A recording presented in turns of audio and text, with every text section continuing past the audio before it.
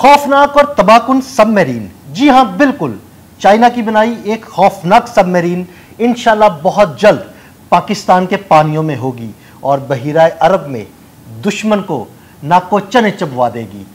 ये सबमरीन कैसी है, इसकी क्या खसूसियात हैं, आमिर रजा से जानते हैं। जी आमिर भाई, चाइना की एक और खौफनाक सबमरीन जो इंशाल्लाह बहुत जल्द पाकिस्तान आने वाली है, इस सबमरीन के बारे में हमारे नाजरीन को बताइए। अच्छा, सबसे पहले तो मैं अपनी गलती की इस्लाह कर लूँ और आप लोगों की भी जो सुनने वाले हैं उनकी गलती की इस्लाह कर दूँ कि ये कहा जाता था कि आने वाली जो तीसरी जंग है, आलमी जंग जो है, वो पानी पर लड़ी जाएगी। गलत कहता थे सब लोग। असल में इसका मकसद ये था कि पानी में लड़ी जाएगी। ये जंगें जो हैं ये समंदर के रास्ते पे होंगी। और आपको याद है कि जिस कौम ने समंदर पर अपना कब्ज़ा जो है जमा लिया या अपनी ताकत को मनवा लिया, उस कौम ने पूरी दुनिया पर राज किया है।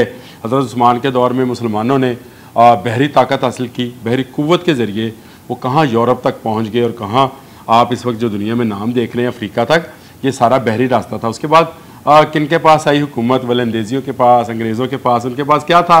बहरी क़ुव्वत। और इसी बहरी क़ुव्वत के ज़ोर पर वो पूरी दुनिया पर राज करते रहे, चाहे वो फ्रेंच थे, चाहे वो वलंदेजी जिनको हॉलैंडर्स कहा जाता है वो थे, या ब्रिटिशर थे। अब भी पानियों में ही जिसका तसल्लुत होगा वही जीतेगा। तो पाकिस्तान का तसल्लुत होगा। अब ये आप कहेंगे कि ये कैसे होगा? जी बिल्कुल, चाइना की जो टेक्नोलॉजी है नई आबदोज़ की, आपको मैं उसकी सिर्फ स्पीड बता दूं तो आपको हैरान होंगे कि एक सुपरसोनिक जहाज़ जितनी स्पीड है जी 3200 किलोमीटर पर आवर के हिसाब से ये चलेगी। और बड़ी अजीब बात है, इस एक्वेटेशन सिस्टम को किस तरह से उन्होंने डेवलप किया है, दुनिया इस पर हैरान है। अदील भाई, ये पानी में एक ऐसे बुलबुले पैदा करती है ये अपनी ताकत के ज़ोर पे, जो कि एटमी ताकत है नेचुरली, उसके ज़ोर से, कि इसके बाद उसका पानी पर वज़न ख़त्म हो जाता है। यानी वो उन बुलबुलों पर तैरती हुई तेज़ रफ्तारी से सफ़र करती है और इस पर सुपर हाइपरसोनिक मिसाइल जो हैं वो फिट किए जाएंगे, जो कि YJ-22 है, जो कि इस्तेमाल ही किया जाता है आबदोज़ों के अंदर। और चीन ने इसको खुसूसी तौर पर डेवलप किया है। इस वक्त भी पाकिस्तान की 4 आबदोज़ें चीन के अंदर बन रही हैं। गो के ये आबदोज़ें जो हैं ये उस क्लास की नहीं है जिस क्लास की ये आबदोज़ है, जो कि पूरी की पूरी एटमी आबदोज़ है। लेकिन आपको पता है कि चीन जिस तरह से हर दिफाई शोबे में पाकिस्तान को तावन फराहम कर रहा है, इसी तरह आबदोज़ बनाने में भी जो है उसका तावन इस वक्त भी जारी है। 4 आबदोज़ें अगर चीन में बन रही है तो 4 जो है आपके पाकिस्तान के अंदर बन रही है, ताकि आपके टेक्नीशियंस वो सारी चीज़ें हासिल कर लें। और आने वाला वक्त आप देखेंगे कि ये आबदोज़ें पानियों में उतरेंगी तो बहीरा अरब में सफ़र करेंगी। और बहीरा अरब में सफ़र करने का मतलब ये है कि चंद मिनटों में ये भारत के हर शहर में जो समुद्र के किनारे है, चाहे वो बे ऑफ बंगाल में है, चाहे कहीं भी है, वहाँ पर ये पहुँच सकती हैं। यानी ये आप ये समझे कि ये उड़ता हुआ जहाज़ आपने एकदम से पानी के अंदर उतार दिया है, और वो भी जंगी जहाज़ जो इतनी तेज़ रफ्तारी के साथ चलेगा कि कोई बहरी जहाज़, कोई हारपून, मिसाइल, कोई इस तरह की चीज़ जो कि इसको इंटरसेप्ट कर सके वो नहीं रहेगी। और ये बहरी तसल्लुत का आगाज़ है। याद रखिएगा, चीन ऐसी आबदोज़ें भी बना रहा है जिनमें हज़ारों लोग सफ़र कर सकेंगे और हज़ारों टन जो है वो वज़न उठाकर ज़ेरे समंदर सफ़र किया करेंगे। इसी तरह की एक आबदोज़ जो है वो जंगी पैमाने पर अब उसने बनाना जो है शुरू कर दिया। उसकी आजमाइश मुकम्मल हो चुकी है और अभी ये जब इंडस्ट्रियल बेस के ऊपर जाकर बनेगी तो ये पाकिस्तान को भी नेचुरली मिलेगी। अब भी मैं आपको बता दूँ, ये जंग मई है, जिसको मैं जंग मई ही कहता हूँ। ये जंग मई जो है इसमें भी भारत समंदरों में क्यों नहीं आया? हालांकि उसके बाद विक्रांत था, विशाल था, उसके बाद बेपनाह दूसरी टेक्नोलॉजीज़ थी, और वो चाहता था कि वो अपना जो बहरी बेरे हैं वो लेके आए बहीरा अरब में और इस पर तसल्लुत कायम करे। और गुरोवारिया तो वो कहता था कि कराची को उड़ा दिया, पता नहीं क्या कर दिया, मार दिया, जो मर्ज़ी कर दिया।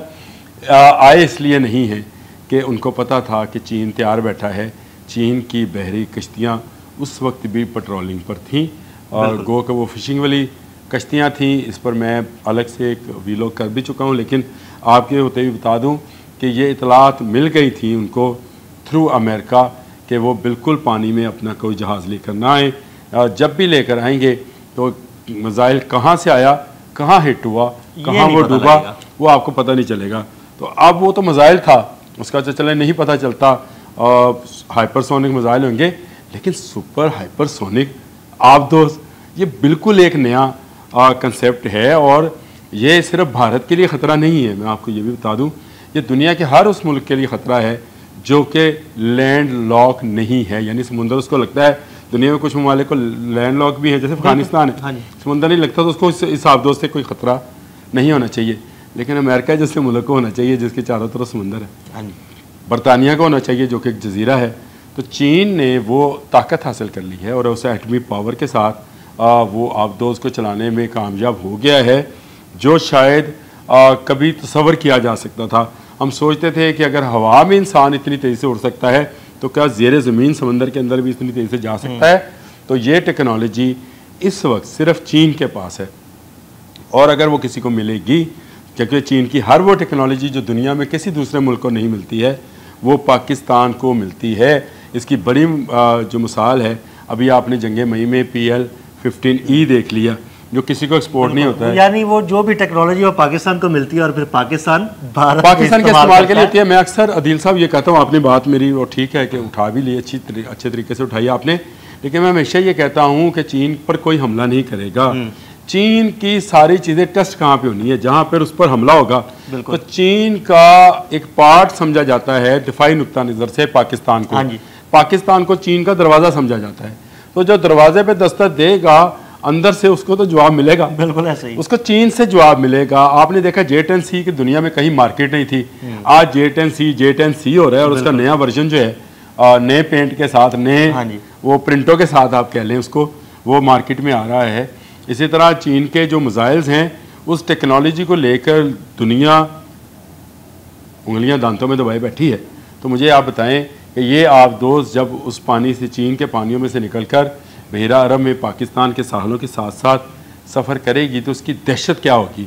इसकी गूंज मेरा ख्याल है इजराइल तक सुनी जाएगी। इसकी रफ्तार को देखकर भारत थर थर कांपेगा। और वो जो नए उसने मुआहदे कर रहा था कमीशन के लिए मुद्दी राफेल के, मेरा ख्याल है वो भी अब मनसूख हो जाएंगे, क्योंकि फ्रांस जो है वो अब किसी सूरत अपनी इंडस्ट्री को, खासकर दिफाई इंडस्ट्री को, अब मज़ीद रिस्क में नहीं लेके जाएगा।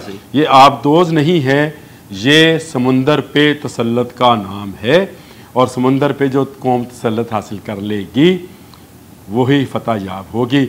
आज अमरीकी बहरी बेरे आपको समुद्रों में नज़र आते हैं, तो अमेरिका का तसल्लुत पूरी दुनिया पे आपको ज़ाहिरन नज़र आ रहा है।